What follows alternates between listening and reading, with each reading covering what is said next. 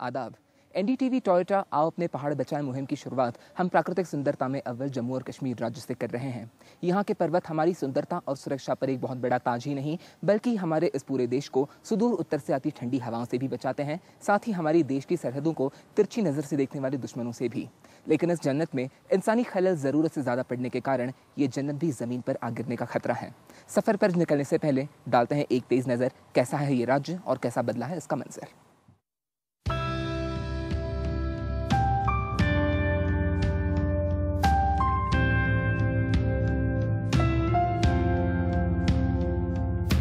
अगर फिरदौस बरुए ज़मी अस्त हमी अस्तो हमी अस्तो हमी अस्तो।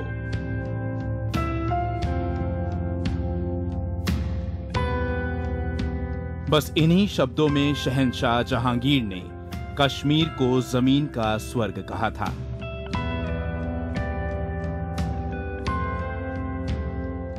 देश की सरहदों के निगहबान हिमालय के पहाड़ों में दुनिया की दूसरी सबसे ठंडी जगह है और दुनिया का सबसे ऊंचा दर्रा भी। बुद्ध का शांति संदेश लद्दाख की चोटियों से पसरता है तो हजरत पैगंबर की याद चिनार की छांव में महफूज है। लेकिन इन चिरपरिचित नजारों से अलग कश्मीर में नए मकाम लोगों के सामने आ रहे हैं। वैसे पैंगोंग लेक की इस नीलिमा का जो राज है वो सीधा सीधा है कि इसके ऊपर का आसमान बिल्कुल साफ, लगभग बादल उसमें कभी नहीं होते और तेज धूप होती है जो सीधी इसमें से रिफ्लेक्ट होकर निकलती है। इतना बड़ा तालाब है कि इसका महज 1/3 हिस्सा भारत के बॉर्डर में आता है, बाकी का 2/3 हिस्सा चीन के भीतर उसका समावेश होता है। लेकिन बदलते मौसम की मार में सूबे में पानी के जो स्रोत थे उन पर असर पड़ना शुरू हुआ है। ये चिंताजनक है क्योंकि पूरा कश्मीर और उसकी वादियां लगभग ऐसे ही स्रोतों पर निर्भर करते हैं। श्रीनगर की ज़बरवान पहाड़ियों से बहता यह पानी का कुदरती चश्मा न सिर्फ मुगलिया तारीख से आकर्षण का विषय बना रहा है बल्कि आज भी आसपास के कई सरकारी गेस्ट हाउस के लिए पानी का इकलौता जरिया है। लेकिन इसको एक जमाने से देखते आ रहे बुजुर्गों का मानना है कि वक्त के साथ इसका जोर और शोर दोनों कम हुए हैं। प्लास्टिक की फांस हो या तेज होती गर्मी, जम्मू और कश्मीर पर कुदरत भी दुश्मनों सा पैंतरा दिखा देती है। लेकिन लोग अपनी तरफ से पहल कर रहे हैं। हमारा सफर लेह से शुरू होकर कश्मीर की पश्चिमी सरहद तक जाएगा, इस पैगाम के साथ कि फासले और मौसम इंसान की जिद के आगे झुक सकते हैं।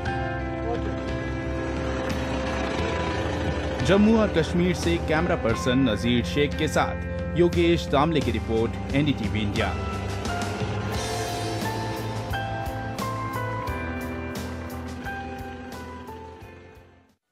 किसी भी जगह की खूबसूरती और शोहरत उसके लिए मुसीबत का सबब भी बन सकती है।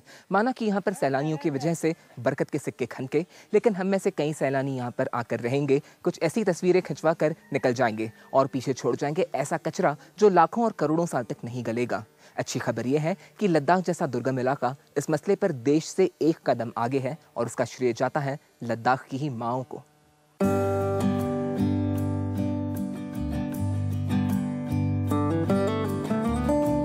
हिमालय की गोद में बसा ये खूबसूरत नजारा लेह, समुद्र तल से 11,500 फीट ऊपर। करीब आधे साल तापमान यहाँ 0 के आसपास या उससे नीचे रहता है। अप्रैल से मौसम खुशगवार होना शुरू होता है और इसी के साथ लगता है देश विदेश के सैलानियों का मेला।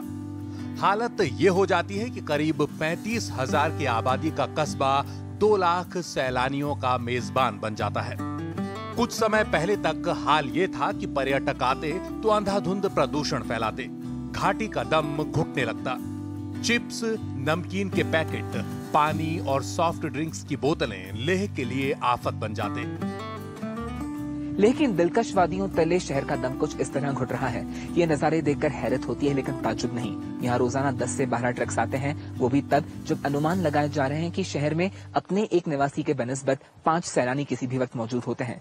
पिछले 14 साल से शहर में प्लास्टिक पर पाबंदी सफल सुचारू रूप से चल रही है, बावजूद उसके ये हाल है। दूसरा सबसे बड़ा सवाल ये है कि शहर का कचरा भले यहाँ पर आता हो, इसके बाद वो जाता कहाँ है। लेह के बाजार में अब आपको प्लास्टिक की थैलियां नहीं दिखेंगी। लोग खरीदारी के लिए आते हैं तो कपड़े के बैग्स लेकर। लेह में इस बदलाव की शुरुआत की लेह की इन माओं ने।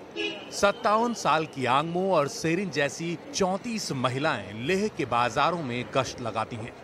उनके संगठन का नाम है आमा चोसपा, यानी माओं का संगठन। इन्होंने शहर से प्लास्टिक हटाकर ही सांस ली। India's #1 news app just got even better. Download NDTV's new app. Fully optimized for retina display. Full screen view. Faster response time. And Sudoku. NDTV's new iPad app. Download now.